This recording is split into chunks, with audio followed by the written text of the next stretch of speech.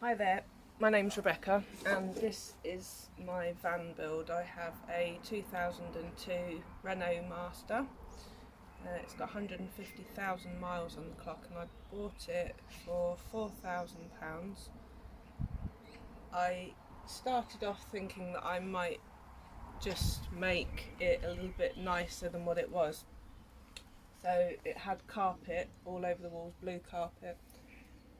I started peeling some bits away and I've taken all of it out now because what I was finding underneath to me wasn't really sound enough to build on.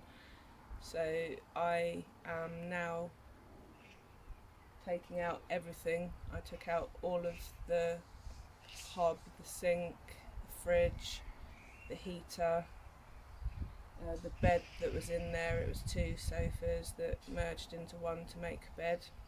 So I've taken that out and I am starting from scratch. So as you can see, I've peeled everything back and the floor is just about ready for me to put some battens down, some underlay, and I have some wood flooring that I've prepared from an old dance floor that I managed to get for free.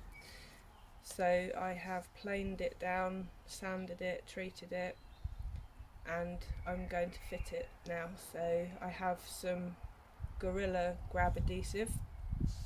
I'm going to stick down all these battens all the way through the length of the van, and then I have the reflective, waterproof, sound deadening insulation floor that I can put on top of these battens that will go in between them, and then the wood floor. So rather than you watching me in real time, I'm going to do a speeded up version so you don't have to sit and watch me do this for the next 2-3 hours.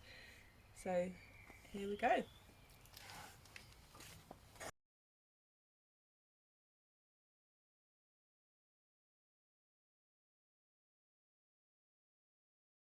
It's looking quite firm and secure. It's dried overnight. So now what I'm going to do is to lay some of this fiberglass insulation in between all of these, and then put back this layer of waterproofing, soundproofing, etc.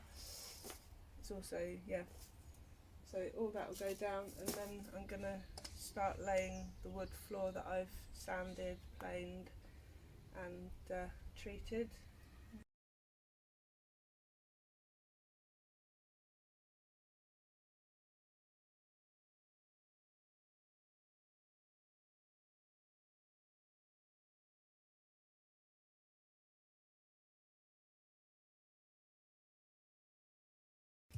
Okay, lesson number one: when you're using fiberglass, wear gloves and a mask.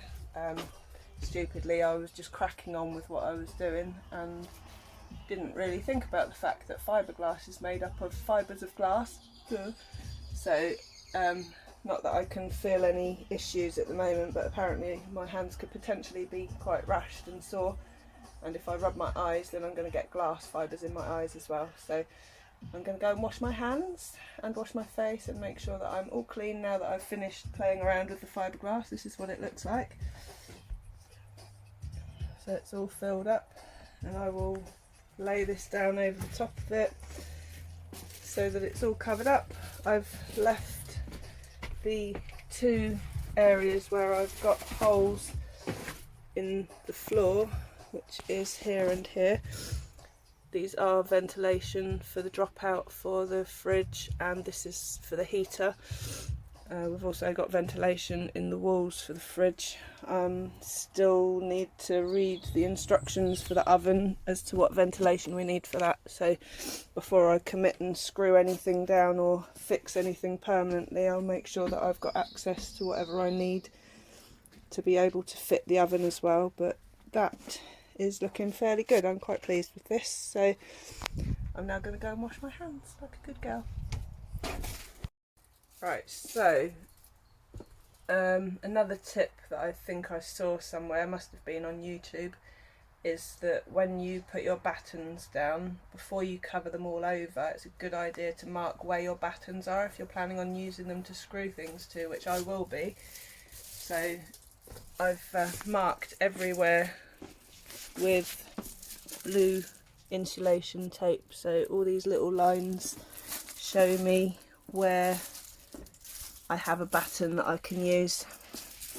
So when I build all my furniture, I know that in line with these, that is where I can screw into securely. There's a couple here on the edge as well.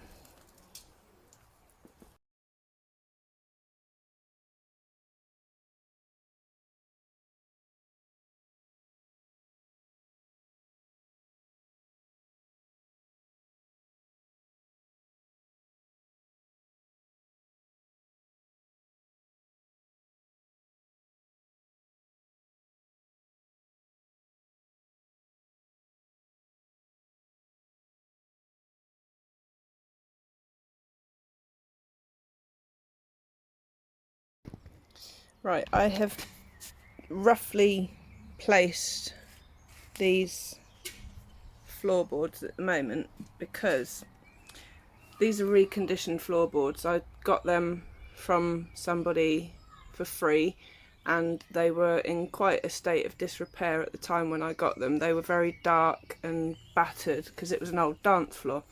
So I've taken the wood, I have planed it, sanded it. This is my favourite one here, by the way. That's why I've put it here. I've placed it in a place where I know that we're going to be able to see it all the time. So I've roughly placed them to where I think I would like them, and I will be, with my limited skills, cutting kind of a overlap joint in some of these, because some of them are already done, they're tongue and groove, and then others where they've been cut up, they don't have the tongue and groove on, you see, they're just a straight edge. So basically I am going to, with my table saw, cut some overlapping edges to splice these into the ones next to them, and hopefully make some decent joints. I already did a couple. Here's an example of an alright one. So I think if I can stick to this kind of standard, and then I'm gonna, once I've laid it all and clipped it all together, I will go over all of it again with the sander. I'm gonna use a belt sander and bring it all back again and give it another coating of oil, and then hopefully all of the joins will be minimal and it will look wonderful and it will be sealed and watertight.